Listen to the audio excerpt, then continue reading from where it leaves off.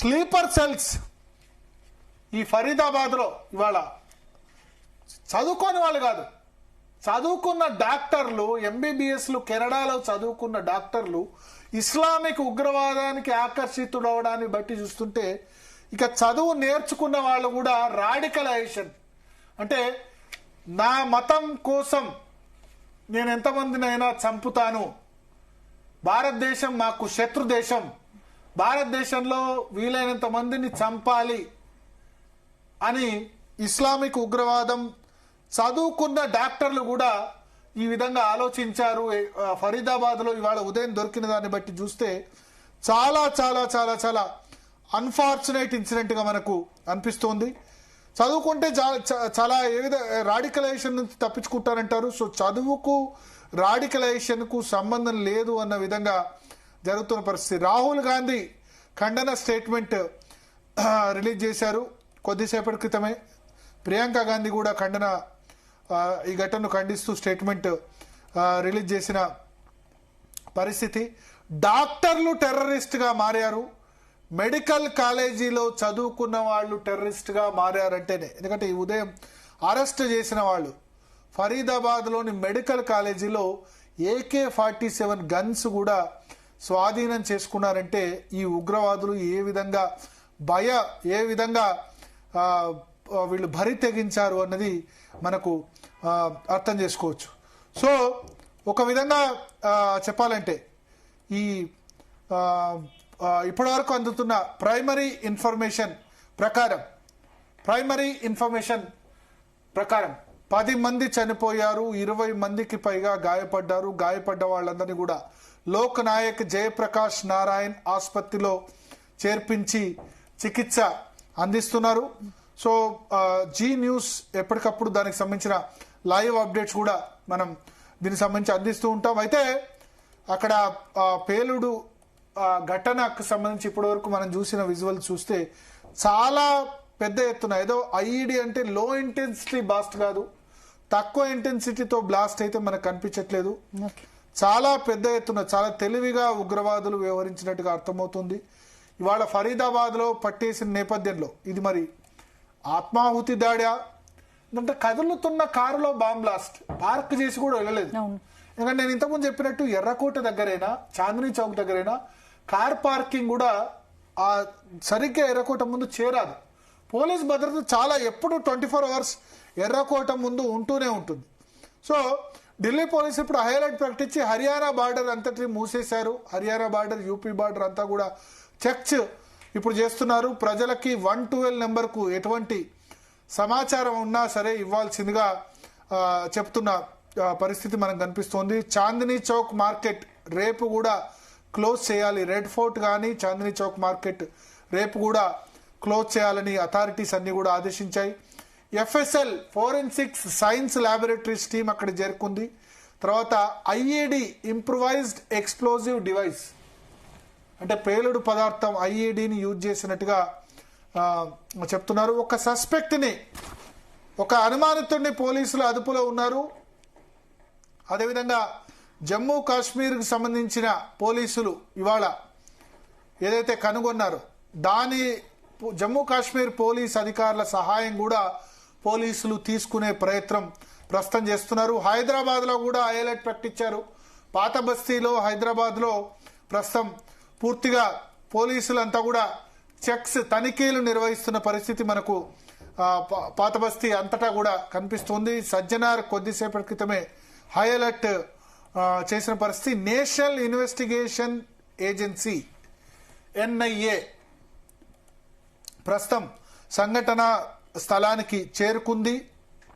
ఎందుకంటే దేశంలో ఎక్కడ ఉగ్రవాద కార్యకలాపాలు జరిగినా దాని రెస్పాన్సిబిలిటీ NIA సంబంధించిన టీమే చూసుకుంటుంది. సో ఇక్కడ చాలా చాలా సెన్సిటివ్ జోన్ స్పందన. అక్కడ గురుద్వారా ఉంది, జైన మందిరం కూడా ఉంటుంది దాని దగ్గరలో. గౌరీ శంకర్ ఆలయం ఉంటుంది. దీని చుట్టుపక్కల చాలా ఆలయాలు ఉన్నాయి, గురుద్వారా ఉంది, జైన మతానికి సంబంధించిన మందిరం కూడా ఉంది. ఈ పేలుడు దాటికి కొన్ని ఈ ఏవైతే ఈ ఎక్స్ప్లోజివ్ డివైస్ మేకులు కానీ ఇవన్నీ ఉపయోగించి ఏం చేస్తారంటే పేలుడు పదార్థాల్లో చాలా ఫాస్ట్గా మేకులు అగ్నిగోళాలు వెళ్ళి బాడీ పార్ట్స్లో కుచ్చుకుంటాయి మంటలతో వెళ్ళి. సో దానివల్ల ఎక్కువ ప్రాణ నష్టం జరగడానికి దీన్ని ఐఈడిని యూజ్ చేస్తూ ఉంటారు. లో ఇంటెన్సిటీ బ్లాస్ట్ కాదు, హై ఇంటెన్సిటీ బ్లాస్ట్గా మనకు ఖచ్చితంగా మనకు తెలిసిన ఇప్పుడు ప్రాథమిక పరిస్థితిని చూస్తే ఖచ్చితంగా అర్థమవుతుంది. సో ఒక విధంగా చెప్పాలంటే చాలా దురదృష్టకరమైన సంఘటన. జమ్మూ కాశ్మీర్ అవతల ఇటువంటి సంఘటన జరగడం అన్నది చాలా కాలం తర్వాత, 13 ఏళ్ల తర్వాత మళ్ళీ బ్లాస్ట్. ఎస్, 2014లో నరేంద్ర మోడీ అధికారంలోకి వచ్చిన తర్వాత జమ్మూ కాశ్మీర్ దగ్గర మనకు కనిపించలేదు. అయితే ఈ ఢిల్లీ బ్లాస్ట్ సైడ్ దగ్గర కార్ పార్కింగ్ దగ్గర ఒక live bullet was seen on the ground after blast report through. అక్కడ లైవ్ బుల్లెట్ అక్కడ దొరికినట్టుగా పోలీస్ అధికారులు చెప్తున్న పరిస్థితి మనకు కనిపిస్తోంది. ఒక విధంగా ప్రత్యక్ష సాక్షుల బైట్స్ కూడా ఇప్పటి వరకు మనం విన్నాం, ప్రత్యక్ష సాక్షులు అందిన సమాచారం కూడా విన్నాం. దాదాపు 2 కిలోమీటర్ల వరకు పేలుడు శబ్దం వినిపించినట్టుగా చెప్తున్నారు. అయితే 10 మంది ఇప్పటి వరకు మరణించినట్టుగా చెప్తున్నారు. ఇంప్రూవైజ్డ్ ఎక్స్ప్లోజివ్ డివైస్ ఐఈడిని వినియోగించారా లేకపోతే అమోనియం నైట్రేట్ను వినియోగించారా, ఇవన్నీ కూడా forensic science laboratory FSL team రంగంలోకి దిగిన తర్వాత తెలిసే అవకాశం ఉంది. ఫరీదాబాద్లో ఈ ఉదయం చాలా పెద్ద ఎత్తున ఇది పట్టుకున్న తర్వాత ఆ ఘటనకు సంబంధించిన వివరాలు మరొకసారి చెప్తాను ఇప్పుడే జాయిన్ అయిన వాళ్ళ కోసం.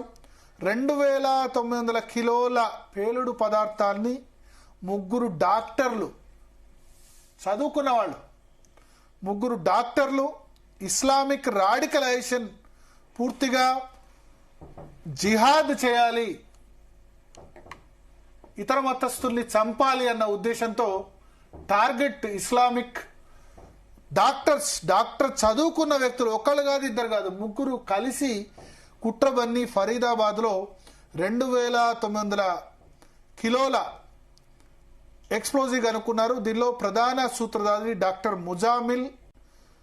ఇతను రెంటెడ్ అకామిడేషన్ ఒక చోట ఉంటే 360 కిలోల ఎక్స్ప్లోజివ్స్ ఇక్కడ దొరికింది. ఆ తర్వాత ఈ ముజామిల్తో పాటు ఇతరులను క్వశ్చన్ చేస్తే మరొక 2583 కిలోలు, మొత్తం 2900 కిలోలు, ఒక చోట 360 కిలోలు, ఇంకో చోట 2583 కిలోలు అదే ఏరియాలో అదే ప్రాంతంలో ఫరీదాబాద్లో దాచారు. సో టోటల్ 2900 కిలోల ఎక్స్ప్లోజివ్స్ను పోలీసులు స్వాధీనం చేసుకున్నారు. సో ఇది వేరే వేరే చోట్ల, ఒక చోట 360 పెట్టారు, ఇంకో చోట 2500 పెట్టారు, ఇంకా వేరే చోట్ల ఎంత షిఫ్ట్ చేశారో తెలియని పరిస్థితి మనకు కనిపిస్తోంది. లక్నోలో జమ్మూ కాశ్మీర్ పోలీసులు డాక్టర్ షహీనా, ఒక మహిళా డాక్టర్ కూడా అరెస్ట్ చేశారు. అదేవిధంగా మనం హైదరాబాద్ సంబంధించిన డాక్టర్ మొహియుద్దీన్ ఫ్రాన్స్లో ఎంబీబీఎస్ చేసిన వ్యక్తి కూడా, అతన్ని కూడా అరెస్ట్ చేసిన పరిస్థితి. సో దీన్ని బట్టి ఒక డాక్టర్స్ అంటే ఎవరు అనుమానించరు. డాక్టర్ చదువుకున్న వాళ్ళంటే చదువుకున్న వాళ్ళు కదా అనుకుంటారు, ఉన్నత విద్యావంతులు అనుకుంటారు. కానీ డాక్టర్ చదువుకున్న వ్యక్తులే ఈ పేలుళ్లకు కుట్ర చేశారు అంటే ఒక విధంగా చెప్పాలంటే చాలా అన్ఫార్చునేట్.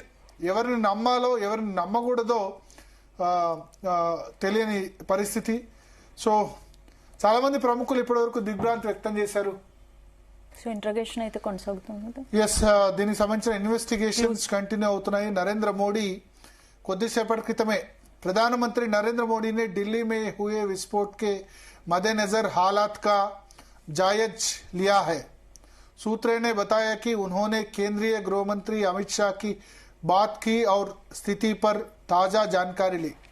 సో అమిత్ షా నుంచి తాజా సమాచారం కూడా తీసుకున్నారు. తర్వాత అమిత్ షా ఢిల్లీ పోలీస్తో మాట్లాడారు, ఎన్ఐఏతో మాట్లాడారు, ఇంటెలిజెన్స్ చీఫ్తో మాట్లాడారు, ఇంటెలిజెన్స్ బ్యూరోతో కూడా మాట్లాడారు, తర్వాత ఎన్ఎస్జీ కమాండోస్తో మాట్లాడారు, ఎన్ఐఏతో మాట్లాడారు, ఫోరెన్సిక్ విభాగానికి సంబంధించిన టీమ్స్ కూడా అమిత్ షా మాట్లాడుతున్నట్టుగా తెలుస్తోంది. ఒకసారి ప్రత్యక్ష సాక్షుల బయట ఉంటే కూడా మనం ప్లే చేద్దాం. హైదరాబాద్లో వాహన తనిఖీలకు సంబంధించిన విజువల్స్ కూడా మనకు వస్తున్నాయి. హైదరాబాద్లో కూడా చాలా పెద్ద ఎత్తున వాహన తనిఖీలు మనకి చేస్తున్నారు. సో అక్కడ సంఘటన స్థలం నుంచి కూడా ఎప్పటికప్పుడు మనం జీ తెలుగు న్యూస్ సమాచారం అందిస్తుంది. జీ న్యూస్ ప్రతినిధులు అక్కడే ఉన్నారు కాబట్టి అక్కడికి ఎప్పటికప్పుడు మనం సమాచారం కూడా అందిస్తాం. ఒకసారి ప్రత్యక్ష